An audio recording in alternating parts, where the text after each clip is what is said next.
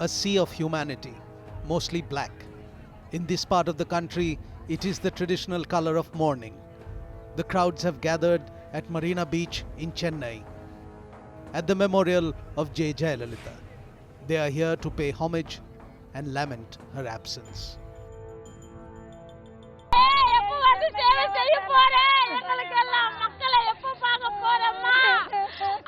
This is not just one lady. You can see all these ladies here weeping, all of them saying that the farewell schemes that were put in by the chief minister helped them all a lot, and today they're left orphaned. They don't have anyone who celebrates. And all these people here, the two-leaf symbol is what they hold on, the way Jayalalithaa. AIADMK supporters holding on to the trademark two-leaf symbol. Party leaders prostrating before the memorial like they did at her feet when Jayalalithaa were alive. The current chief and deputy chief minister joined in reverence like the two leaves of the party that they now jointly lead. They need to be seen in alignment. They need to be seen to be perpetuating Jayalalitha's legacy. Because only in that continuity rests the justification of their claim to succession. Most of them are wearing black clothes as a sign of mourning, and many of them are even waving the two-leaf symbol, because this is the symbol that will be influencing the AIADMK's effect in the country, in the state. And all these people have been saying that as long as the two-leaf symbol is with EPS and OPS, they will be victorious. The year without Jaya in Tamil Nadu has seen a series of political upheavals as power centers within the AIADMK ebbed and rose. Some managed to survive, some washed away. Tears of sorrow to tears of self-pity.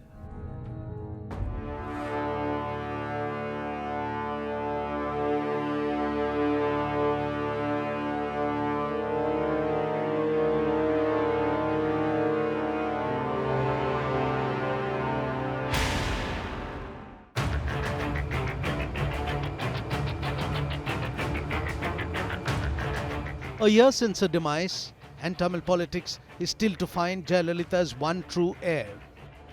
An ailing Jayalalithaa had dropped out of public view months before her death. Her arch-rival Karunanidhi, once very vocal about her conspicuous absence, himself fell ill and remained away from public gaze for close to a year. Hospitalized in September 2016, Jayalalithaa passed away when she was 68 on the 5th of December the same year. Her nonagerian DMK rival has since been hospitalized twice, and having gone through a tracheostomy is no longer able to speak. So 2017 has been 1 year in Tamil politics that has been marked by the silencing of the decades-long rivalry between the Amma of AIADMK and the Kalaingar of DMK. And a splintered AIADMK barely managed to retain power.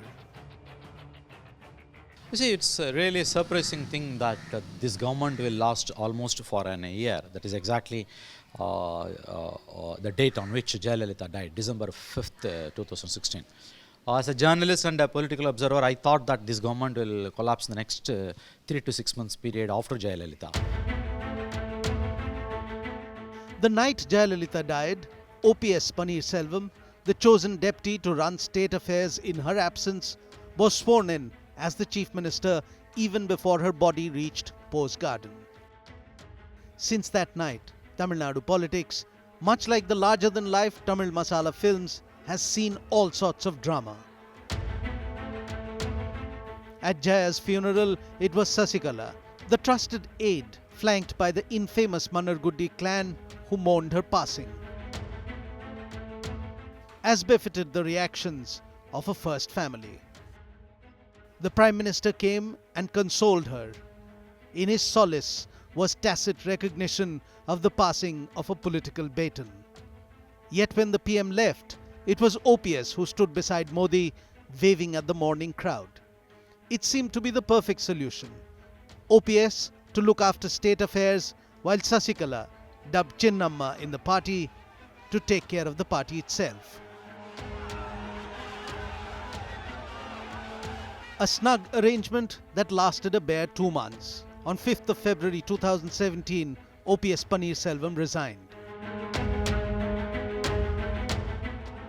Late-night drama spilled into the next day as Sasikala fine-tuned her strategy to take over the government.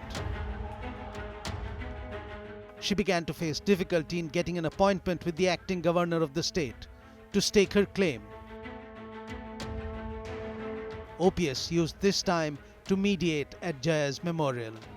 He claimed Amma has helped him hear his inner voice. Amma's spirit called out to me. I am Amma's conscience keeper. Sasikala and family forced me to quit. Amma wanted me to be chief minister. Amma wanted me to save the party. Centre wanted me as chief minister. I said no.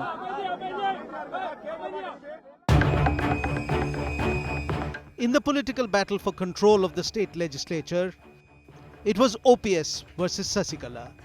Sasikala corralled more than 100 AIADMK legislators into Golden Bay, a leisure retreat, to stop them from running away to the rival camp. They were kept in the lap of luxury, swimming, sauna, massage, and fine dining. The only luxury they were not allowed was freedom, not even the liberty to use their mobile phones. The AIADMK MLAs, over 130, they are here, they are enjoying the luxurious stay here in this resort. If we talk about the other facility of this resort, definitely this resort is one of the best on ECR road, which connects Chennai city to Mahabalipuram. While all of this posturing and consolidating was taking place, there came a spanner in the works for Sasikala's political ambitions. On 14th of Feb 2017, the Supreme Court gave the go-ahead for Sasikala's conviction in the disproportionate asset case. As soon as news broke, another powerful AIADMK stalwart, till now relegated to the sidelines, Eddapadi K. Palaniswamy, EPS, made his move to take control. EPS controlled enough MLAs to have himself appointed head of the legislature party. His first action was to expel OPS from the AIADMK with immediate effect. The very next day, as Sasikala surrendered to court and made her way to jail, EPS won the floor test in the assembly and became the third AIADMK chief minister of Tamil Nadu in as many months. Well, M.K. Stalin, the leader of the opposition in the Tamil Nadu Assembly, would want the AIADMK structure to collapse under the weight of its own contradictions, given that there are several camps within the present ruling AIADMK. Also, Stalin realizes that the present AIADMK setup is being propped up by powers outside the Tamil Nadu borders. But the DMK would fancy its chances if an election is held anytime in 2018, 2019 or even 2021 because of the splintering of the AIADMK vote which it got in 2016. With Sasikala in jail and EPS having replaced OPS as the man in charge of AIADMK and by extension of Tamil Nadu, one would have thought that the time of turmoil was over. But then broke another storm. This again centered around Jaya and her legacy. This time, it was the by-election to the RK Nagar Assembly constituency seat that had fallen vacant because of her demise. Both factions within the AIADMK put up candidates and both laid claim to the two-leaf symbol of the party, resulting in the Election Commission freezing the AIADMK two-leaf symbol till further notice. The two warring factions were allotted two temporary symbols, even as efforts were on to bring them together. With Sasikala in jail, her nephew TTV Dhanakaran became the party's Deputy General Secretary and the de facto supreme of the ruling AIADMK faction. But a series of anti-corruption raids exposed rampant bribery for the bipole at RK Nagar, forcing the Election Commission to call off the elections. TTV Dhanakaran himself gets arrested by the Delhi police for his alleged involvement in a bribery case. After months of back and forth, the effort to unite the warring faction takes a new turn when in August 2017, Chief Minister EPS orders a judicial probe into Jayalalitha's death, a long-standing demand of OPS. On 21st of August, the factions within the AIADMK merge. Chief Minister E. Palaniswamy makes O. Pannirselvam his Deputy Chief Minister. By September, the now combined EPS-OPS-led AIADMK removed both Sasikala and her nephew TTV Dinakaran from all party posts. Mr. TTV Dinakaran has the support of the cadres. 1.5 crore plus cadres are firmly with us. But talking about the two-leaf symbol, as it's very symbolic and iconic in a state like Tamil Nadu, but people now have realized it's important to vote for leaders who will deliver. Leaders who will talk about, nation building, who will talk about state building, who will talk about development, who will serve the people, who will bring back Amma's welfare measures. Just by having the two-leaf symbol, EPS and OPS intentions are not going to change. They're just here to hold on to their power and play musical chairs. Mr. TTV Dinakaran is the only one who's basically pushing for Amma's legacy to continue. So people will vote for the leader who will take Amma's legacy forward, not just for the symbol. Things had swiftly changed within the AIADMK. Jayalalithaa had not left a second in command or a successor, which meant that when the political turmoil within the state intensified, the big question was who will take the legacy of MGR and Jayalalithaa forward. This should have been the beginning of a new settlement, the consolidating of a new AIADMK, once and for all laying to rest the fight over Jaya's political legacy. But in the volatile world of Tamil politics, there are other forces rising to stake claim to what was once the writ of the one they all called Amma.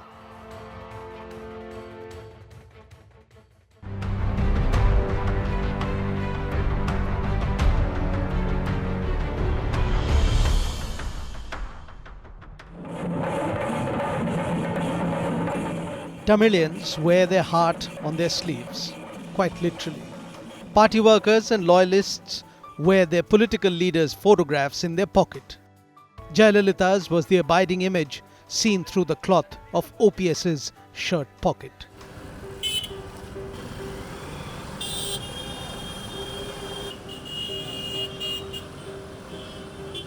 Today, outside the AIADMK headquarters in Chennai, vendors have lined up shops that sell varied Jayalalithaa merchandise, from trinkets, pens, keychains, paintings, pocketbooks, photographs. They have it all adorned with two leaves and the ruling deity of AIADMK. Edumallai has been selling AIADMK merchandise for 28 years. He has memorabilia priced between 5 to 2,000 rupees. He even takes custom orders. But the once profitable business has become a cause of worry for him. The business madam CM December 16 வரையும் CM madam அம்மா இருக்கிற வரையும் ஒரு நாளைக்கு எனக்கு ஒரு 5000 இன்கமிங்கே கிடைக்கும். So இந்த ஒரு வருஷமாக இந்த அம்மா இல்லாத இந்த ஒரு வருஷத்தில் ஒரு நாளைக்கு எனக்கு டீ சாப்பிட்றதுக்கு காசு வந்தாலே பெரிய விஷயன்ற மாதிரி தான் இருக்குது. Jaya Murugavan opened his shop after he suffered a leg injury in 2002. He was a daily wage laborer before. A die-hard AIADMK supporter and party worker, Murugavel still worships Jaya as his goddess Amma. But the decline in sales has him worried. நான் நிறைய கட்சிக்காக நிறைய உழைச்சிருக்கேன், நல்ல கட்சிக்காக நல்ல கஷ்டப்பட்டிருக்கேன். கட்சியில் உறுப்பினராக பூத்தியா ஜென்ரலாக இருந்திருக்கிறேன். நான் வேறு கட்சிக்காரங்களும் நான் தாக்கப்பட்டிருக்கேன். ஹைகோர்ட்டில் பூத்தியா ஜெண்டா இருக்கும்போது நான் தாக்கப்பட்டிருக்கேன். அதெல்லாம் வெளியில் எதுவும் சொல்ல முடியல. வெளியில் யாரும் கேட்க மாட்டாங்க, உனக்கு எப்படி கஷ்டப்படுற, இங்கே எதுக்கு கடை போட்டுருக்கிற, உனக்கு எதாவது கஷ்டமான்றது கட்சியில் கேட்கறதுக்கு ஆள் கிடையாது. The vendors outside AIADMK headquarters are fervently hoping that someone charismatic would fill the vacuum left by the one they all called Amma. They are waiting for better days because they don't believe that the current leadership can take Tamil Nadu forward. A sentiment that is not restricted to the AIADMK supporter. The Tamil voter is worried about the lack of respectable choice. So when Kamal Hassan joins the 75-year celebration of Murusali, he makes news. He makes people hopeful. People look at him with great expectations. He has been making enough noises about cleaning up the politics of corruption in his state. As I said, it's work in progress. Yesterday, someone asked me, what's the name of the party? I said, look, it's like a child. Somebody's pregnant with an idea. You're asking for a name. Let it go through the process. There are a lot of ladies here who will agree with me that you don't name the child while it's in the tummy. First, you'll have to know the gender of the The biggest superstar of South India, the one who is known as Thalaiva, too is in the fray. When Prime Minister Modi met Rajnikant at the 75-year celebrations of Jayalalithaa and shook hands with him, a great hope soared. Will Thalaiva finally take the dip? Mulls the press. The speculation is that if Rajni joins the Saffron Party, the BJP would stand a good chance of dipping its oar into Dravidian politics. Well, Jayalalithaa, along with Karunanidhi, was clearly the tallest leader that Tamil Nadu has seen. Add to that her electoral success. She won 37 of the 39 Lok Sabha seats at the height of the Narendra Modi wave in 2014. And last year, she won a second successive term, something only her mentor M.G. Ramachandran had done before her in the mid-80s. Also remember that Jayalalithaa never really groomed anyone to be her political successor. And the people who were there in the AIADMK under her were political pygmies or powerless occupants of party positions. Which is why we have seen in the last 1 year, since Jayalalithaa passed away, a vulgar race to appropriate her political legacy. The four principal players, Shashikala, T.T.V. Dinakaran, Paneer Selvam and Edappadi Palaniswamy, have all staked claim to be her political inheritor only because of the perceived proximity to Jayalalithaa when she was alive. In Tamil Nadu, stardom in cinema has for long translated into votes at election time. Three-time powerful chief minister and the biggest Tamil cine star of all times, it was Marudur Gopalan Ramachandran, MGR, who mentored Jayalalithaa. Well, film stars are good to make headlines, they make interesting copy, but I don't think the people of Tamil Nadu are going to readily accept a Rajnikant or a Kamal Hassan or even a Vishal who's testing the choppy political waters in the R.K. Nagar constituency, which was represented earlier by Jayalalithaa. O. Paneer Selvam acquired a halo of sorts after his February revolt, but after he kind of merged his camp with the ruling AIADMK headed by Palaniswamy, he seems to have lost a considerable amount of that sheen. But the legacy that Jayalalithaa has left behind is tainted by corruption and nepotism. She too had been convicted in the disproportionate asset case, and her mistrust of everybody, coupled with her belief in her own supreme ability, has plunged her party into this leaderless vacuum. She was an autocrat. She didn't want anybody second in line.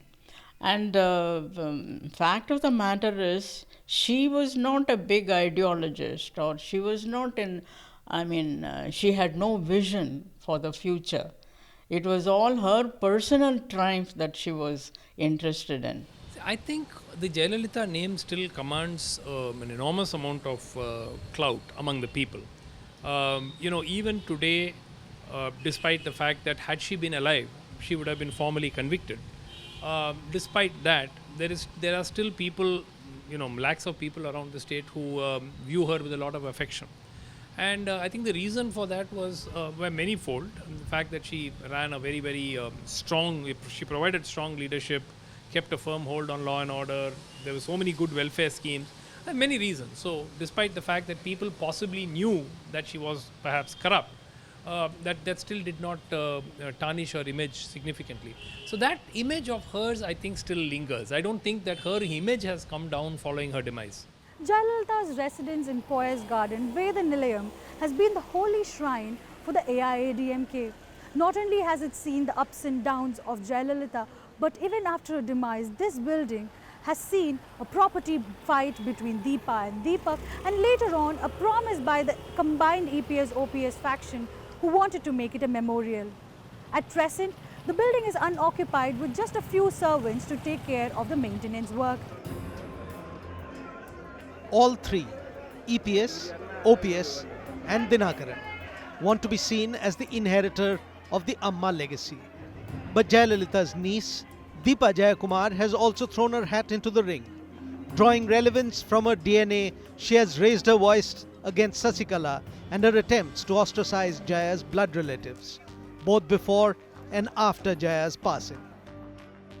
Deepa has filed a nomination in the by-election of RK Nagar, representing her newly formed party AIADMK J. Deepa.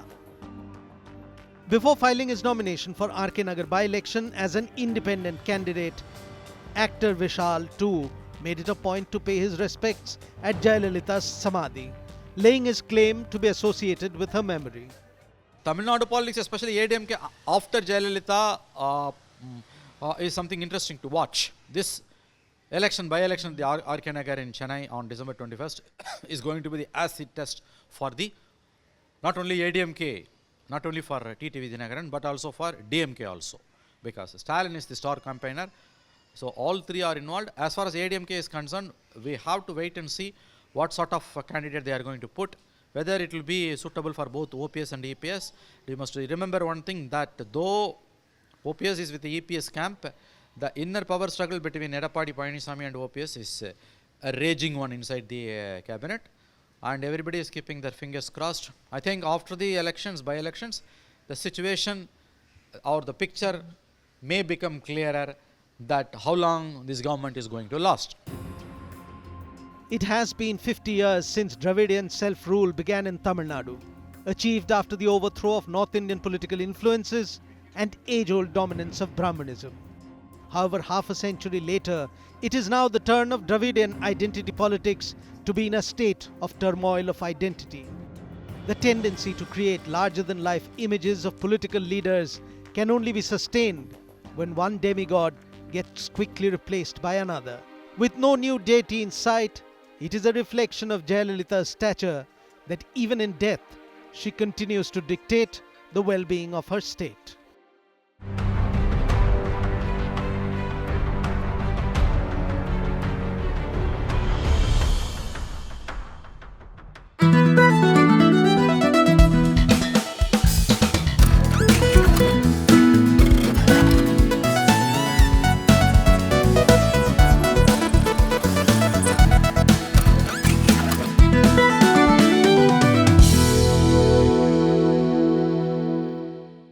Thanks for watching the video. For more such news and updates, please like, share and subscribe to India Today. Also check out our other great videos from our channel. We know you will love to.